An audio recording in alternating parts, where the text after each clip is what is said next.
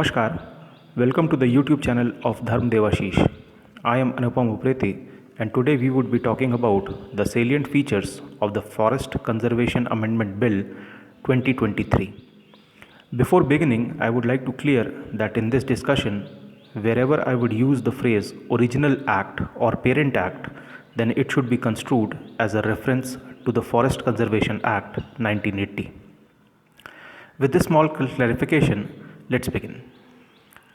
Now, the Forest Conservation Amendment Bill 2023 was introduced in Lok Sabha on March 29, 2023 and was referred to the Joint Committee on the same date. The bill seeks to amend the original act, that is the Forest Conservation Act 1980, which provides for the conservation of forest land. The bill, on the one hand, brings certain type of lands within the purview of the act, but at the same time exempts certain types of land from the purview of the act as well. Further, it expands the list of activities which could be done or which are permitted to be carried out on the forest land. As per the provisions of the original act, there are restrictions on the de-reservation of forest, which in simple term means use of forest land for non-forest purposes. A classic example of non-forest purposes include usage of land for cultivating horticultural crops or for any purpose other than reforestation. Now, as per the proposal in the bill, such restrictions may be lifted with the prior approval of the central government. In this regard, it is pertinent to state that the Parent Act informs about certain activities that will not be considered as non-forest purposes, which means that for such activities as mentioned in the Parent Act, the restrictions on de-reservation of forest or use of forest land for non-forest purposes will not apply. These activities include works related to conservation, management and development of forest and wildlife, such as establishing checkposts, fire lines, fencing and wireless communication. The bill proposes to add more activities to this list, such as creating zoos and safaris under the Wildlife Protection Act 1972, which would be owned by the government or any authority in forest areas other than the protected areas. Activities promoting ecotourism facilities, performing silviculture operations aimed at enhancing forest growth, and any other purpose specified by the central government are but some of the examples of such activities which are to be added in this list. Furthermore, the central government will have the power to specify terms and conditions to exclude any survey such as exploration activity or seismic survey from being classified as non-forest purpose.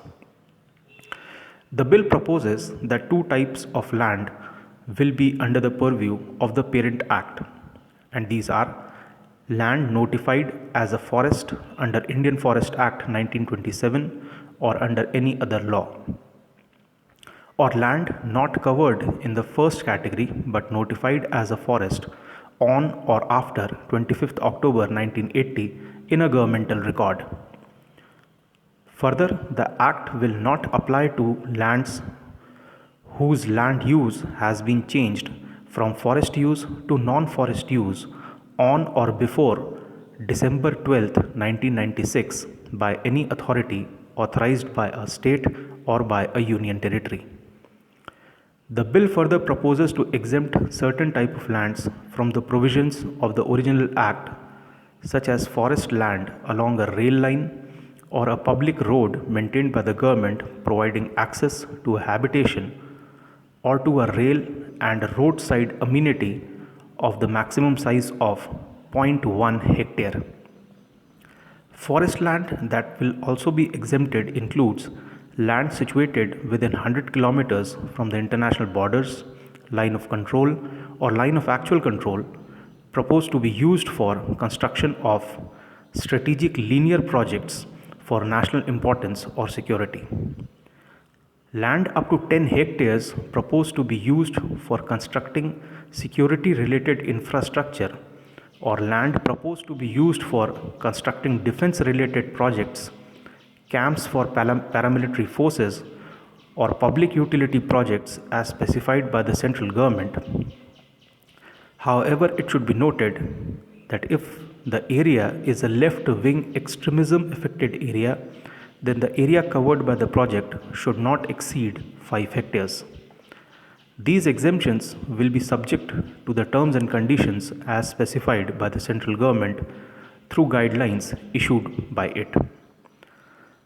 Furthermore, under the original act, the state government or any authority requires prior approval of the central government to direct the the assigning of forest land through a lease or otherwise to any organization such as a private person, agency, authority, corporation, which is not owned by the government. The bill provides that such assigning may be done by any organization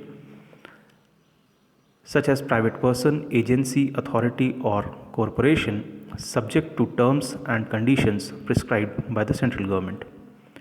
Lastly, the bill grants powers to the central government that it may issue directions for the implementation of the act. So these were the key provisions and changes that are being proposed through the bill in the Parent Act. So this much is for today. See you in the next edition of Dharm Devashish. Namaskar.